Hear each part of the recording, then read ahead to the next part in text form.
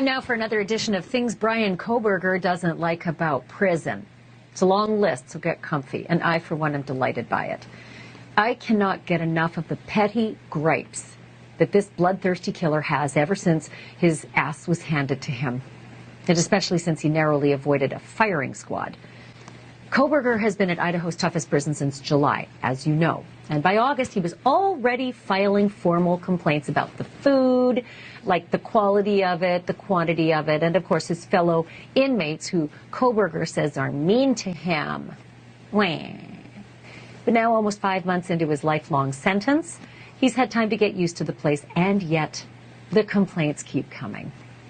This time, he's got a problem with, wait for it, the color of the marker, bananas. Bryan Kohberger says prison bananas are not up to his standards. Of course, he is far from the only inmate, infamous or otherwise, to complain about the prison food. The Unabomber himself, Ted Kaczynski, once complained to food services at the Supermax that his hamburger was undercooked. Of the Cold Case Foundation, and he's got his ear to the wall of Kohberger's prison. And he joins me now with everything that he's been hearing. I suppose I shouldn't say I can't believe this, because I can't believe that human walked the earth with us. What was wrong with the bananas, did he say? You know, Ashley, you can't make this stuff up, right? I mean, here this guy commits a quadruple homicide. He gets a 4-term, sentences. And now he's telling the staff that, hey, these aren't the type of bananas that I like. And I don't know if they have bruises on them or what the circumstances are in relationship to the bananas. But, it's interesting because at this prison, they call their inmates residents.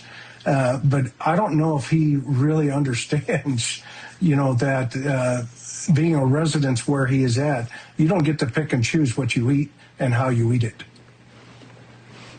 Question. He's also complaining about the size and location of his cell. What's he got a problem with now? Yeah, well, so he's still in the J block over in the exact same cell that he has been since they, put him in solitary confinement. The problem that he's having is the inmates still around him are still, just relentless to this point. And so now he's turned that back to the staff saying, you guys got to get me out of here. Yeah. How's the staff responding to this guy? Well, they realize, they can't put him into general population. So it's kind of a catch-22 right now, because if they put him into general pop, he could be a potential target for other inmates based on the fact that the behavior that they're experiencing right now. So they have to keep him exactly where he's at. And, until they figure out exactly, where they can put him. But I think that's a manipulation tactic on Kohberger's part as well, to try to get out of there. Seems like he just wants to be the boss of everything and is very unhappy about the fact that he's not. I have to harken back about the last, infamous inmate who complained about his food, or at least had a food issue, and it was Dahmer. Dahmer was actually arranging his food on his plate into what looked like body parts and then squirting them with ketchup as if to look like blood, and it didn't go over well with his fellow inmates. Yeah, and I don't think this is going over well either with Kohberger's inmates themselves, because my source tells me he entered that prison with this idea of, I'm Bryan Kohberger, I just killed 4 people, so therefore I'm one of you. And that's not how it's playing out at all, and they resent him for it. Wow. Source tells me he entered that prison with this idea of, I'm Bryan Kohberger, I just killed 4 people, so therefore I'm one of you. And that's not how it's playing out at all, and they resent him for it. Wow. And we all know how it turned out for Dahmer. Piss off the inmates, gross them out about your food, and make sure you're not on an unsupervised work detail, because Dahmer ended up dead that way. There's a question that nobody asked him. Not the judge. Not the prosecutors. Not the people sitting in that courtroom on July 23, 2025, watching him receive 4 consecutive life sentences without the possibility of parole. The question was simple: what did you think would happen after? Not after the trial. Not after the sentencing. After the cameras left. After the headlines faded. After the world moved on. What did you think would happen when there was nothing left but time? This is Crime and Whispers, where we don't just tell the story, we uncover what lingers after. This is not a retelling of what happened in November 2022. This is a story about what comes after. About what happens when someone who studied control loses all of it. About the difference between an ending and forever. Let's begin. Bryan Kohberger was 28 years old when everything changed. He was a PhD student in criminology at Washington State University. His area of focus, the psychology of criminals. The minds of people who commit violent acts. He studied them. Analyzed them. Wrote about them. He positioned himself as someone who understood violence from a clinical distance. An observer. A researcher. Someone who could explain what others could not. On the surface, he was methodical. Controlled. Intelligent. He posted about criminal behavior. About investigative techniques. About the small details that solve cases. He presented himself as someone who thought deeply. Someone exceptional. Just 10 miles away, in Moscow, Idaho, students were living ordinary lives. Going to classes. Making plans. Believing in their futures. November 13, 2022 changed everything. For young people, students with dreams, families, friends, were killed in their home. The irony became apparent later. A man who studied criminal psychology, now accused of the very violence he claimed to understand. Someone who analyzed patterns, now becoming one. But here's what matters, he never explained why. Not during the investigation. Not during the legal proceedings. Not at sentencing. He built an image of someone who understood everything. And then, silence. The myth he constructed, the brilliant student, the analytical mind, the one who could decode complexity, required an audience. It required people to see him as exceptional. What he didn't understand yet was this: exceptionalism dies in confinement. Brilliance means nothing when no one is watching. And nobody watches forever. If this story already feels different from what you've heard, stay with us. And if you want more stories that go deeper, that sit with the uncomfortable truths most people turn away from, subscribe to Crime and Whispers. Because what happens next, most people never think about. For 2.5 years, the case moved through the legal system. Extradition. Arraignment. Endless pretrial motions. Defense attorneys challenging evidence. Prosecutors building their case. A trial was scheduled for August 2025. The death penalty was on the table. And then, on June 30, 2025, just weeks before trial, Bryan Kohberger pleaded guilty. To all charges. No trial. No testimony. No opportunity to explain himself in front of the world. The plea deal removed one thing: the death penalty. Murder of Madison Mogan, how do you plead guilty or not guilty? Guilty. For the murder of Kaylee Gonzalez, how do you plead guilty or not guilty? Guilty. The murder of Xana Kernodle, a human being, how do you plead guilty or not guilty? Guilty. The murder of Ethan Chapin, a human being, how do you plead guilty or not guilty? Guilty. In exchange, he accepted something else. Forever. On July 23, 2025, he was sentenced to 4 consecutive life sentences without the possibility of parole, plus 10 years for burglary. Let me say that again, slowly. 4 consecutive life sentences. 1 for each life taken. Each one forever. Stacked on top of each other. The families were divided in their response. Some wanted the death penalty. Wanted him to face the ultimate consequence. Felt betrayed by the plea deal. Others saw it differently, saw the plea as a way to avoid years of trials, appeals, reliving trauma in courtroom after courtroom. But one thing was undeniable: Bryan Kohberger would never walk free again. He avoided the death penalty. Some people called that a win. But here's what he actually chose: waking up in a cell every single day for the rest of his life, knowing there is no appeal that will matter, no parole hearing that will come, no moment where this ends. Death is an ending. This is not. The choice he made that day would define every day that followed. Comment below, do you think he made the right decision, or just the only one left? Because what came next wasn't mercy. It was the beginning of something much worse. Let me describe his life now. Not as punishment. Not as judgment. Just as fact. He lives in a cell approximately 8 feet by 10 feet.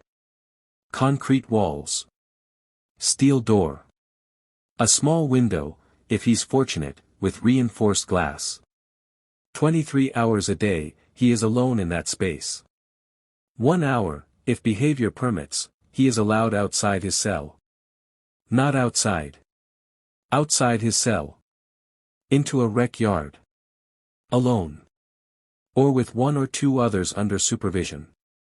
Then back. Meals are delivered through a slot in the door. Same schedule. Same times. Every day. Breakfast. Lunch. Dinner. The menu rotates, but not in a way that matters. Communication is monitored. Every letter. Every phone call. Every word. Visitors, if they come, sit behind glass. No physical contact. No privacy. He is inmate number, redacted. One of thousands. Now let's talk about time. Not in the way you and I experience it, where Monday becomes Friday, where seasons change, where years bring birthdays, holidays, milestones. In maximum security confinement, time doesn't pass. It accumulates. Think about your worst day. The longest day you've ever had. Maybe you were sick. Maybe you were waiting for news. Maybe you were alone and scared and the hours felt like they would never end. Now imagine that day, every day. For 50 years. 60. 70. He is 29 years old now. If he lives to 80, he has approximately 51 years left. 18,615 days. 446,760 hours. And here's the thing about forever in confinement. You don't get used to it. Your brain doesn't adapt to endless sameness. It deteriorates. Studies on long-term isolation show increased rates of anxiety, depression, hallucinations, cognitive decline. The mind, deprived of stimulation, begins to turn inward. And for someone whose identity was built on intellectual exceptionalism, on being smarter, more insightful, more capable of understanding complexity, that deterioration is its own kind of death. He wanted to be remembered as someone brilliant. Someone who understood what others could not. Instead, he will spend the rest of his life in a box, slowly forgetting what it felt like to be seen as anything at all. Imagine waking up to this, every single day, for the rest of your life. If this story is making you think differently about justice, hit that like button and share it with someone who needs to hear this. Because what we're about to discuss, is something most people never consider. When Bryan Kohberger was first arrested, the world was watching. Cable news. Podcasts.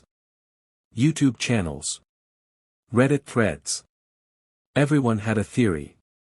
Everyone had an opinion. The trial was going to be the story of the year. Cameras in the courtroom. Daily coverage. Expert witnesses. The world wanted answers. And then, he pleaded guilty. No trial. No dramatic testimony. No final speech. The coverage lasted a few days. And then the world moved on. Because that's what the world does. He is still there. But nobody's talking about him anymore. Compare that to other cases. Ted Bundy. Jeffrey Dahmer. The Menendez brothers. Decades later, people still make documentaries. Still analyze their motives. Still obsess over their psychology. Some criminals achieve a kind of immortality through infamy. Their names become cultural reference points. But Bryan Kohberger? The search interest peaked in early 2023. By mid-2025, it had dropped by over 90%. By 2026, most people had forgotten his name. He has tried to communicate. Letters from prison. Legal motions. Appeals that will go nowhere. All met with the same response. Indifference. Meanwhile, the world remembers differently. Not through him. Through them. Scholarships. Foundations. Memorials. Lives honored not by how they ended, but by how they were lived. Young people with futures. With families who loved them. With friends who still carry their memory. And here is the deepest irony of all. He was a criminology student who studied why people commit violent acts. Who wrote about their motivations. Their psychology. Who believed he could decode their behavior. And now, he will forever be unexplained. No manifesto. No confession. No final statement that clarifies anything. Just a guilty plea in silence. He wanted to be understood. To be seen as exceptional. To leave a mark on the world through his intellect. Instead, he will be forgotten. Not immediately. Not dramatically. Just, slowly. The way a name fades from conversation. The way a story loses its urgency. The way relevance dies. And every morning, he will wake up in that cell, knowing that fewer and fewer people remember he exists. By 2030, he'll be a footnote. By 2040, a case number in an archive. By 2050, if anyone mentions him at all, they'll have to look up his name. For someone who wanted to be exceptional, this is worse than any execution. Because executions make you memorable. Obscurity makes you nothing. Sometimes the loudest punishment is no one listening anymore. What do you think hurts more, infamy or invisibility? Let us know in the comments. Let's talk about what forever actually means. Not philosophically. Practically. Bryan Kohberger is 29 years old. If he lives an average lifespan, he will die in prison sometime in the 2070s. That means he will experience approximately 18,000 sunrises he cannot see. 18,000 meals pushed through a slot. 18,000 nights lying in the same bed, staring at the same ceiling. The world will change completely. Technology will advance. Culture will shift. Generations will be born and grow old. The families of those 4 young people will continue their lives, carrying grief, yes, but also carrying forward the love and memory of who their children were.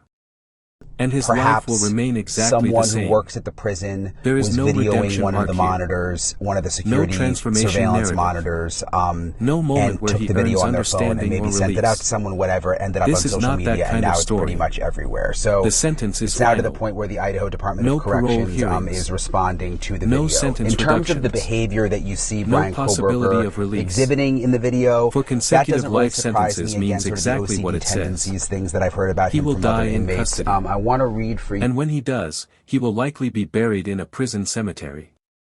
A simple marker. A number. Not a legacy. Not a memory. Just an end. Some people argue this is justice. That he chose this.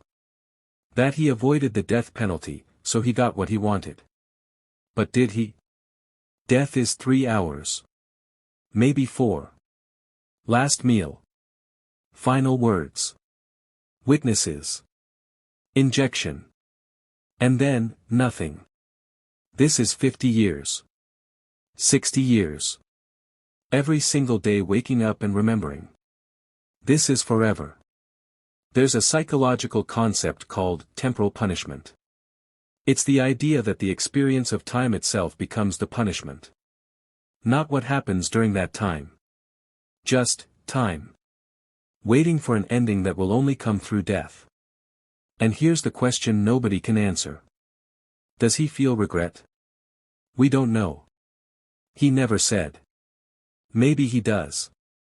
Maybe he wakes up every morning and feels the weight of 4 lives that will never be lived.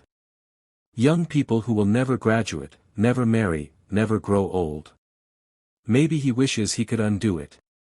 Or maybe he feels nothing. Maybe the same emotional emptiness that brought him here protects him from the forever of regret. We don't know. And in a way, it doesn't matter. Because whether he suffers or not, whether he regrets or not, whether time destroys him or not, the outcome is the same. He will wake up tomorrow in that cell. And the day after. And the day after. For the rest of his life. He wanted to be exceptional.